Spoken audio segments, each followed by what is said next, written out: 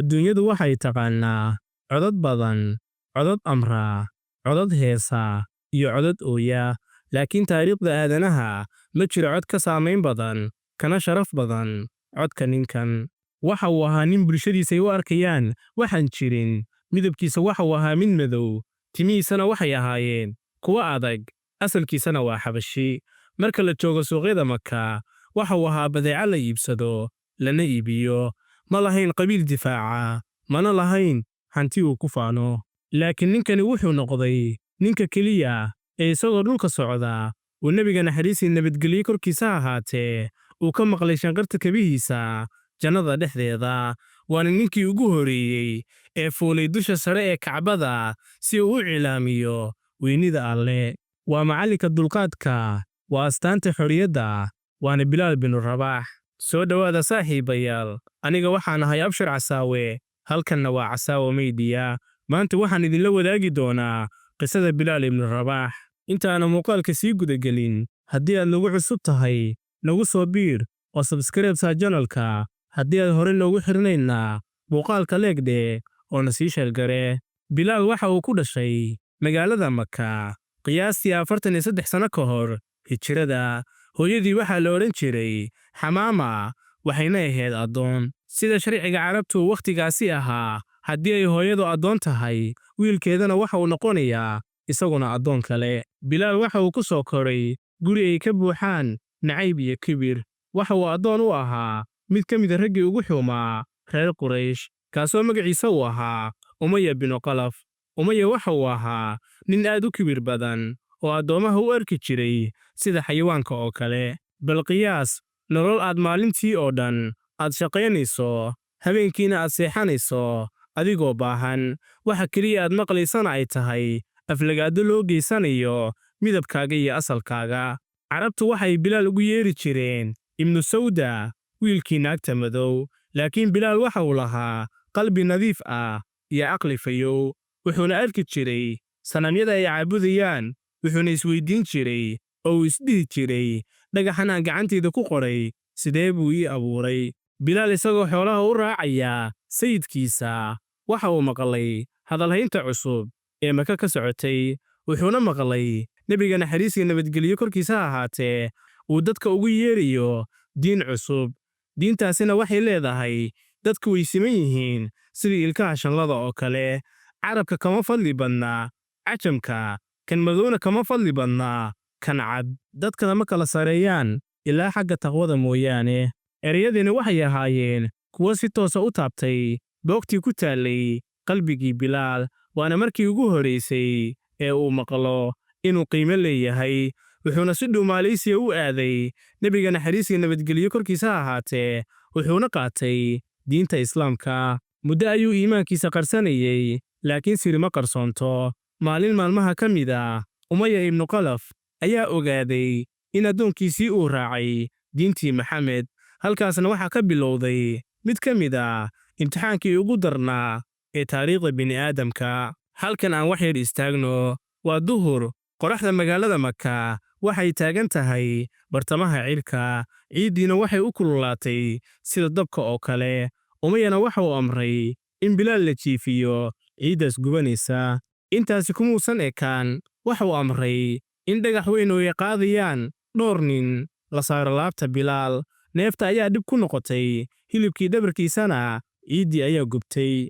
Umaya waxa uu ku qaylinayay, Bilaalow, diinta Maxamed ka laabo oo caabud Laata iyo Cuzza, haddii kale dhagaxan ayaad ku hoos dhimanaysaa. Laakiin Bilaal oo xanuunkii la ildaran, afkiisana uu qalalay, waxa uu ku jawaabay 2 erey oo keliya.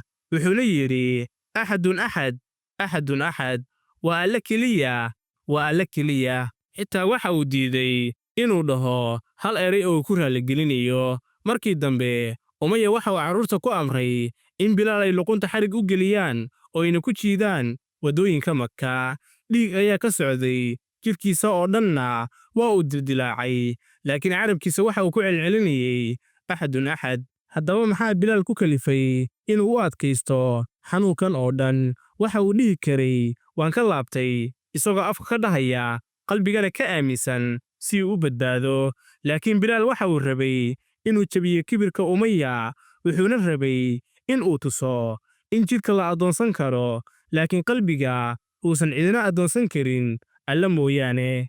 Maalin maalmaha ka mid ah, Abuubakar as-Sidiiq, Allaha ka raalli noqdee, ayaa soo maray goobtii lagu ciqaabayey Bilaal, wuxuuna u adkaysan waayey aragtidaas.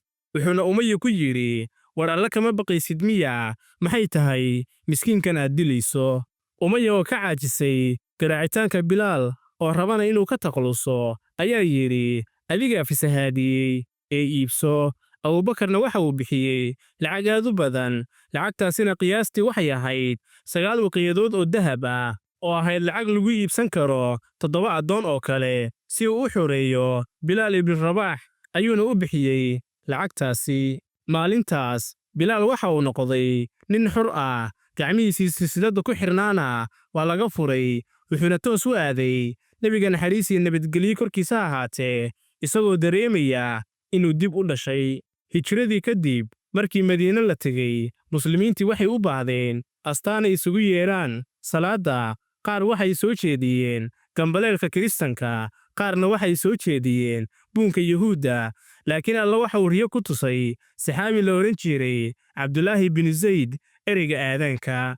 Nebiga naxariis iyo nabadgelyo korkiisa ahaatee, markii loo sheegay riyada, waxa uu ku yidhi, u tag Bilaal oo bar ereyada, waayo isaga ayaa kaa cod dheer kaana cod macaan. Waa subax hore, Madiine way degan tahay. Bilaalna waxa uu fuulay meel sare oo u dhow masjidka. Waxa uu gacmaha saaray dhegihiisa, wuxuuna qaatay neef dheer, kadibna waxa uu ku dhawaaqay, Allahu akbar, Allahu akbar.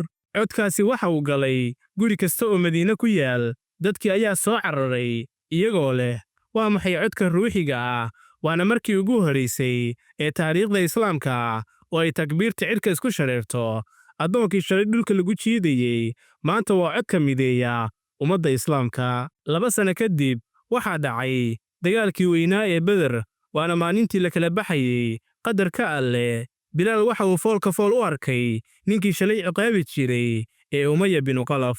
Markii uu arkay, Bilaal waxa uu xasuustay xanuunkii dhagaxa. Waa daqiiqad taariikhiya, addoonkii hore oo haysta seef, iyo sayidkii hore oo gariiraya. Maalintaasi, Umaya waxa uu ku dhintay gacanta muslimiinta, waxaana meesha ku dhammaaday kibirkii Quraysh. Bilaalna waxa uu arkay ballanqaadkii Alle oo rumoobay, iyo in cizadu ay u sugan tahay Alle iyo rasuulkiisa. Sanadkii 8aad ee hijrada, muslimiintii waxay dib ugu soo laabteen magaalada Maka iyagoo guulaystay. Ma jiro dhiig daatay, mana jiro argoosi, laakiin Nebiga naxariis iyo nabadgelyo korkiisa ahaatee, waxa uu Bilaal faray amar astaan weyn leh. Wuxuuna ku yidhi, Bilaalow, fuul Kacbada dusheeda oo aadaanka ku dhawaaq. Bal qiyaas muuqaalkan, Bilaal oo cagaha saaraya dusha sare ee Kacbada, gurigii ay shalay Quraysh u diidi jireen inuu xitaa soo ag istaago, iyo Quraysh oo hoos taagan oo fiirinaya ninkii shalay ay dhagaxa saareen oo maanta dushooda kaga dhawaaqaya aadaanka. Qaar ka mid a gaaladii waxay dhaheen, nasiib ayuu lahaa aabbahay oo dhintay ka hor inta uusan arkin tukahan oo Kacbada koraya. Laakiin Alle waxa uu maalintaas soo dejiyey aayadda dhahaysa, kan idinku sharafta badan Alle agtiisa waa kan idinkugu taqwada badan. Markii uu geeriyooday, Nebiga naxariis iyo nabadgelyo korkiisa ahaatee, Madiine waxay noqotay mugdi. Bilaalna waxa uu isku dayey inuu aadaamo wakhtiga salaadda, wuxuuna gaaray ashhadu anna Muxammadan rasuulullah, laakiin wuu dhammaystiri waayey. Oohin ayaa ceejisay, codkiisiina wuu dhumay. Bilaal waxa uu u tegey khaliifkii koowaad ee Abuubakar, wuxuuna ku yidhi, yaa amiirulmu'miniin, waxa aan maqlay rasuulka oo leh, camalka ugu fiican waa jihaadka, waxaana rabaa inaan Shaam aado. Abuubakarna waxa uu ku yidhi, Bilaalow, yaa noo aadaamaya? Bilaalna waxa uu ku yidhi, Abuubakarow, ma waxaad ii iibisay naftaada mise Alle?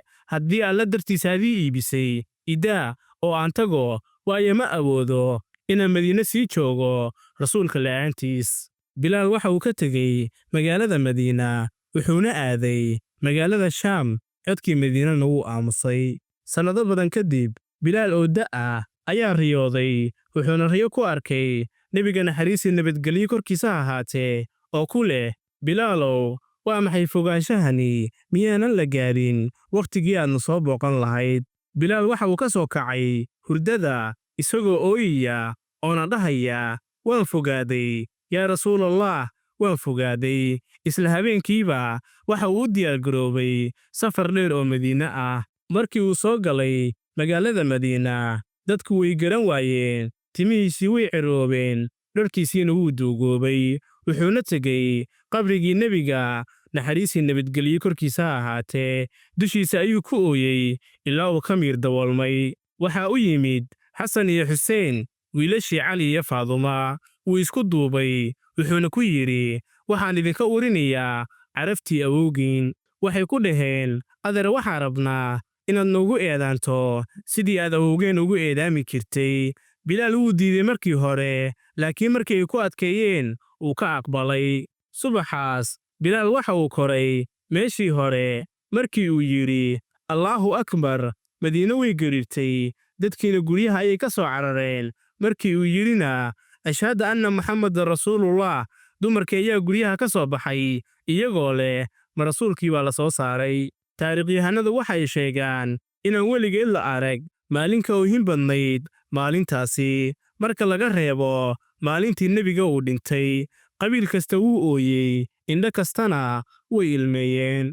ugu dambayntii, geeridii ayaa u timid bilaal isagoo jooga Dimashq. xaaskiisa ayaa oyday oo waxay tidhi, war murugaa ku haysa.